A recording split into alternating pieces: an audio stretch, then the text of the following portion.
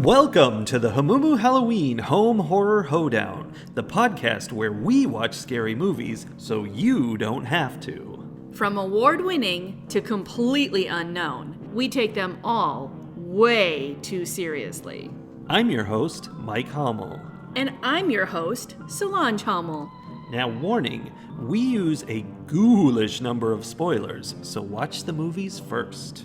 Second warning, we don't know anything about anything, so don't take us seriously as we take these movies seriously.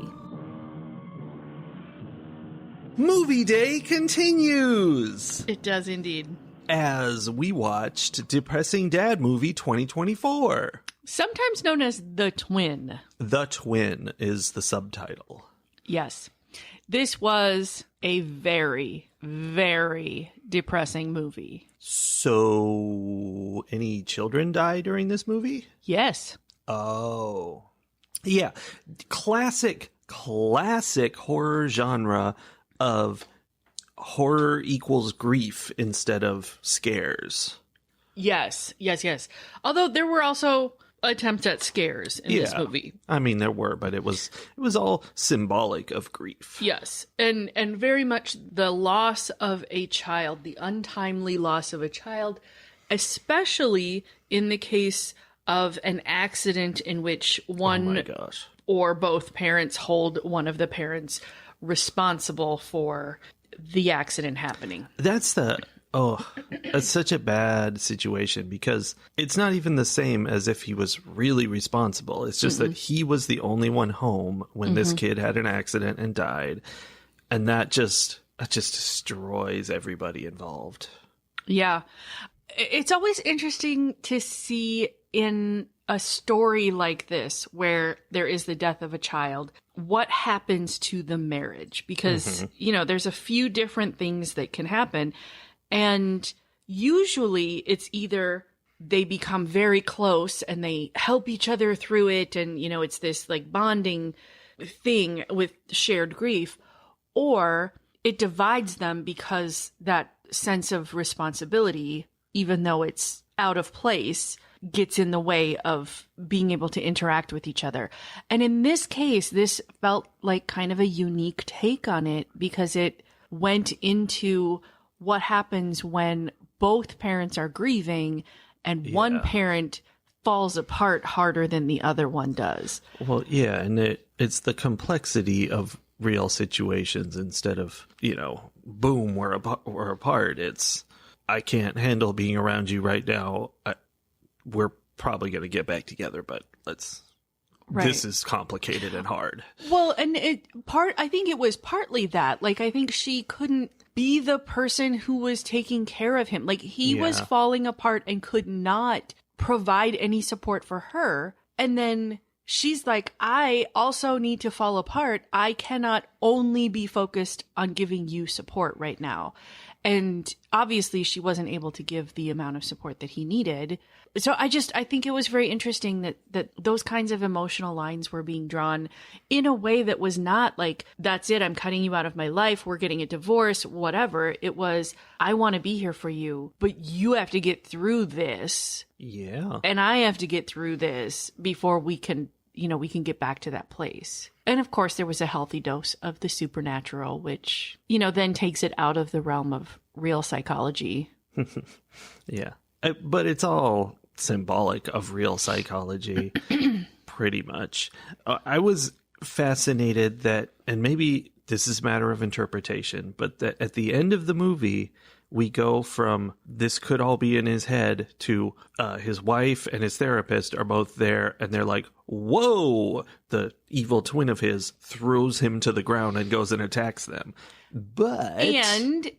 Could that not still be in his head and they are reacting to him turning on them in a way? It is very possible. I mean, the psychologist very clearly says this is all signs of classic schizophrenia. Yeah. And, so then it was them dealing with him during a psychotic break. And I don't know, it was very well done, I thought. I found it interesting. I definitely spent most of the movie wondering if we were going to find out that there was actually a supernatural monster, but generally feeling like it was all symbolism and that Yeah. the monster never existed outside of his head. I think they definitely made that very possible, which means true. You know, like, of course. He even apologized for Yeah. attacking the psychologist. So this psychotic break is brought on not just because his son falls down the stairs and dies, but because his son doing that triggered memories that he had repressed of being with his grandmother when his grandmother, who seemed a little sketchy, like, I guess. I'm with the psychologist when he was like, I'm not a fan of grandma. Like, she would read him like this really creepy, Yeah. scary book about people hanging and whatnot. But then she dies of a heart attack, and he has this memory of her being, I think she was probably kind of abusive anyway. And then when she was Probably. having her heart attack, was probably behaving in a way that was pretty traumatizing for a 6 or 8-year-old or however old he was. So his son falling down the stairs triggers him remembering that this happened and that he ran away and that his grandmother died. Like, I think he felt guilt there too. And what doesn't help matters very much is that the solution to him having a breakdown at his son's death is you're going to go live in your grandma's house for a while. Yes. Which, to be fair, his wife did not know that any of that grandma stuff had happened. Like, she's just thinking, okay, well, Yeah. he can't live with me. He can't go back into the house where our son died. That won't be good That for him. won't be good. We have this other house where his grandmother. Well, why were they just selling his grandmother's house now? I don't know. Had they been. They weren't living there. Because I'm only just now realizing it doesn't make any sense unless they owned that house and had been living in it. Like, were they treating it like a vacation home or something? I don't know. It's kind of weird. Because his grandma died when he was a kid. Yeah. I mean, it was very long ago, but maybe somebody else lived there for a while. I don't know. Maybe they were renting. I don't. They maybe explained that and I just missed it. But I also missed it. understand. But anyway, they had this other house that needed to be cleaned out so that they could sell it. I would like to point out that they were not living there in any capacity because Mrs. Shelby next door hadn't seen him since he was a kid. Right. Yeah. So who was living in that house? That's weird. Ghosts. Ghosts. Yeah. So anyway, to go back to his wife just assumed this would be a safe place for him to be and didn't know that she was like sending him into the den of bad memories and Evil childhood twins. trauma. Yeah. So let's talk about the twin thing a little bit because there was no twin. Not per se. However, when death comes for you on his catch, a fella will see his fetch. Something like that. Yeah, it was a line something from like the book that. that Grandma read him about an evil twin that will appear when death is nigh. Yes, and that's what a fetch is. A fetch is apparently your evil twin. Yeah. I spent a good portion of the movie waiting for a literal twin to appear, like waiting for some reveal where like he had a twin that Grandma had actually killed instead of him. Like, because we see Grandma attack him. Yeah. And I'm like, oh, was it the twin? And he has trauma, survivor's guilt of that? No. Was there a twin that died in the car accident and Grandma wishes that he had been the one to die because she liked the other twin my gosh, better? Grandma. Like, well, she was not a nice person. And I was making her even worse with my imaginings here. But I really was waiting for a real twin to appear. And there was no real twin anywhere in the movie. No, just fake twins. Yeah. What did you think of the psychologist? I don't know. His like style, his Yeah. approach was very casual. He's a plumber of the mind. Yes. He was very down to earth, and I mean, I liked it. I thought of the TV show Shrinking during Yes. that. At the end, when this is the ending, the therapist basically grabs him and forces him to hang himself because that's what he's been threatening to do. Well, And to he's, put the noose around his Yes. neck and be like, all right, if this is what you're going to do, do it. Like, Yeah. we'll see you off. that felt like something out of Shrinking. Like, this is his unorthodox therapy method, and he's gonna.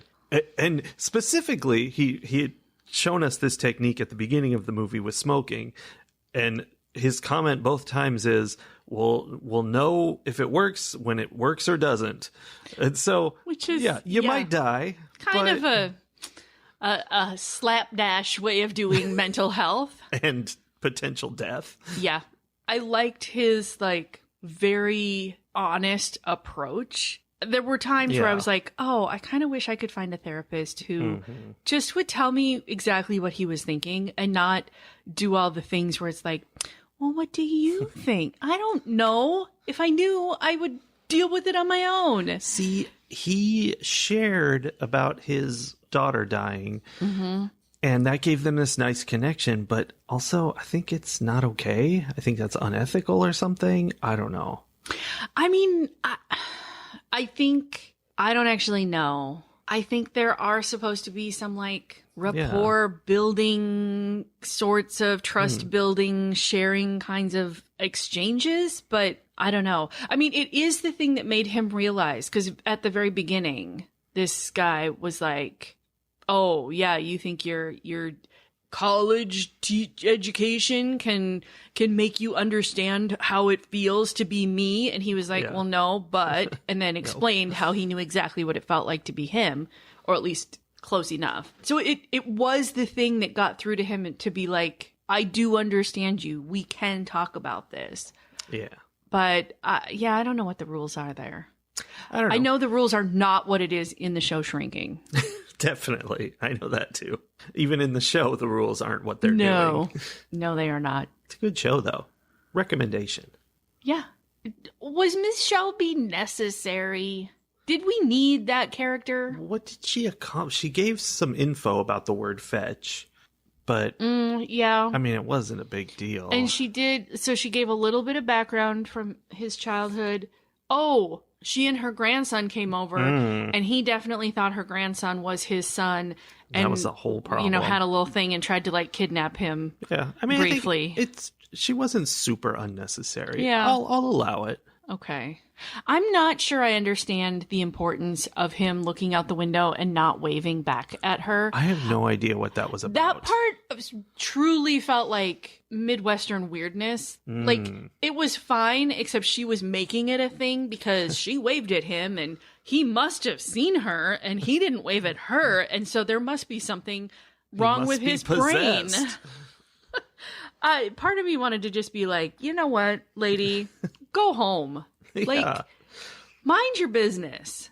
I mean, she made a point of how she's nosy, and then she got real nosy. Wow, she really did. She asked some very invasive questions. Yeah, not appropriate. Again, violation of the neighbor's oath. The neighbor's oath.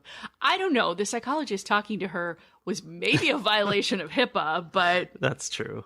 She asked him, like, you were here yesterday and you're here today, same time?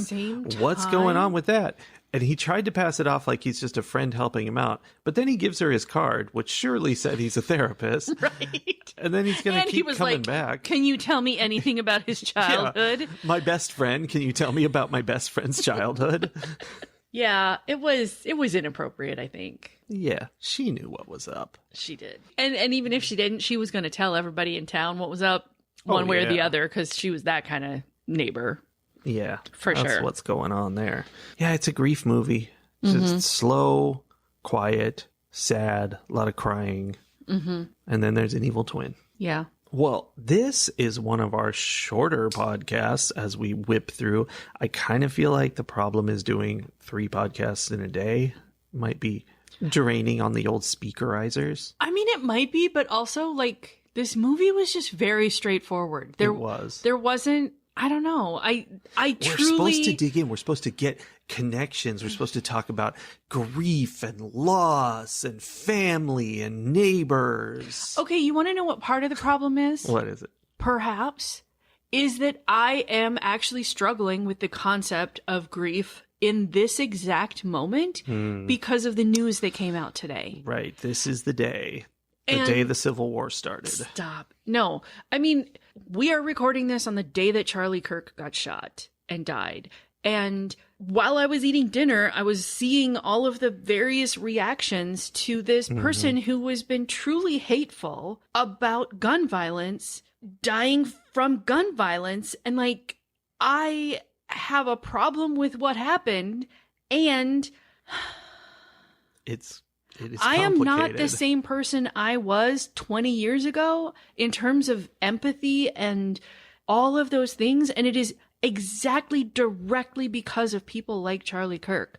And so like I am in this moment, like very much trying to figure out how to balance anger and grief in my head. And so like trying to talk about this movie, which feels very made up, well, there's so much real grief. And I think this is a moment in time buried amongst all kinds of other grief that I am feeling Everything on a is daily so basis.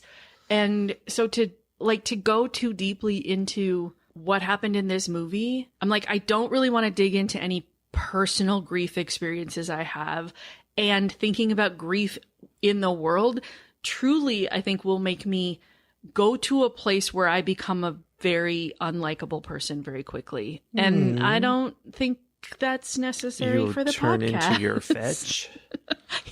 Yes, exactly. So maybe that's part of why I just don't feel like I have anything to say about this movie. I mean, I don't know. Yeah. I mean, it is. I spent a bunch of time during the movie popping open Blue Sky to see what's going on and what people are saying. And it's scary, messy, terrible, and so much is wrong with it that I won't go into. Just everything everybody said is problematic.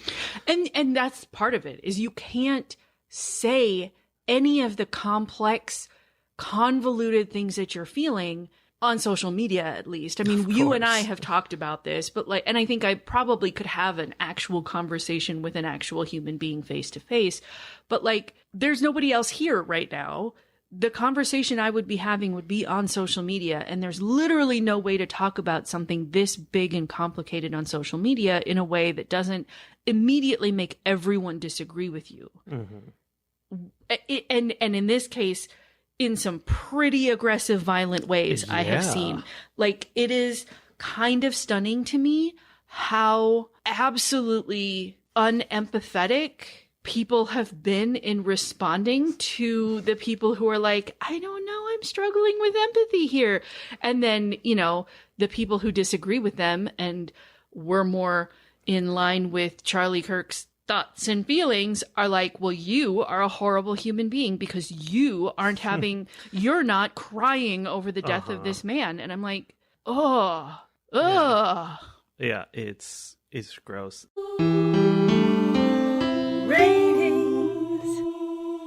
So we didn't have a lot to say. And the movie kind of makes me not have a lot to say. It was kind of generic, kind of basic, but it wasn't bad. It was well done all around. Every part of it was good, but nothing's particularly compelling about it. I just say this is 3 rotten pumpkins out of 5. Just basic down the middle kind of family horror. Family horror. Fun for the whole family. Oh my gosh. No. For grandma, for the kids.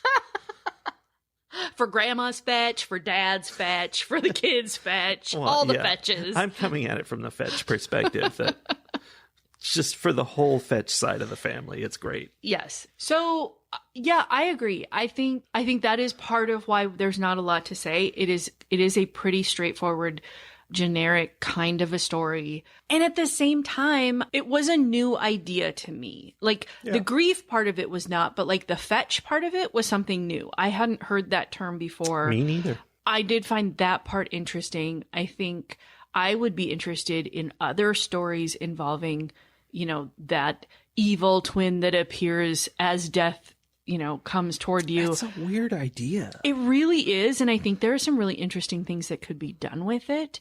I don't know that this was the most interesting thing, but I thought it was interesting. Props to Logan Donovan for his portrayal of Nicholas as he is experiencing this emotional breakdown. And also the fact that he played himself and his fetch, obviously. And like, he did some pretty interesting like body acting, because it was one of those things where they were bringing in that idea that your brain can cause you to be able to move your body in ways that we normally don't move our body. And so like, And break all your bones. yeah, like he was, contorting and stuff. It's sort of the idea of like people who think that they are possessed by demons and they end up like bending and twisting in ways that the human body really isn't supposed to be able to do. And I'm sure a lot of that was CGI or some kind of special effect, but I think he did a really good job of being both sides of himself. And you could see where he would be, okay, I'm the sane version of Nicholas with a little bit of crazy Nicholas speaking in my ear. You could like see on his face when you say he was crazy Nicholas, I'm thinking of a totally different Nicholas. Nicholas. Not that one. The crazy one. The one we saw in Long Legs. Nicolas Cage. Yeah. With a little bit of crazy Nicholas in his ear, and you could like see on his face when he was transitioning from connected to reality to not connected to reality. Yeah. I think there was a lot of really subtle acting happening there. I think all of the main characters, I wasn't a fan of the neighbor. Her kid was, he was like a kid who was kind of cast, I think, because he looked a little bit like the other kid. Sure. They were like, eh. But I thought Nick, his wife, and the psychologist were all very well portrayed, acted. Like, it was very skillful. And just like the production values of the movie were good. I mean, the horror aspect of it, like the costuming and like face makeup and stuff was well done. So for all of those reasons, oh, you guys, I'm torn between 3.5 and 4. Oh. 4 feels like a lot. Yeah, I think it's a lot. 3.5 rotten pumpkins out of 5, but just just shy of being able to round up to a 4. Okay. 4 just feels like too much of an endorsement. Sure. Yeah, and it's good. Yeah. Go ahead and see it. Yeah, I mean, I think it would know that it's really depressing. It has a lot of triggering things in it. Like this is not a light movie to watch, but if you're up for that sort of a thing, I do think this one is worth watching. Yeah, I'm down with that. Is movie day over? I think that might be as many movies as I can do in one day. I kind of feel the same. I could watch movies all day, but then podcasting about them, that's hard work. It is. People think it's not hard work, but it is the hardest work. They don't know what kind of sacrifice we make. I know. For this podcast. It's so unfair. Do you know? Recently, we were told that nobody likes our podcast and it's ridiculous that we do it. That's true. I would just like to make it very clear that we know. We're doing this because we enjoy doing it. It's fun. That's all. Yeah. So there you go. And since we're only doing it because we enjoy doing it, we don't enjoy recording anymore tonight. So that's the last movie for Movie Day. All right. We'll be back someday. Someday. We'll see you then. Bye. Bye, everybody.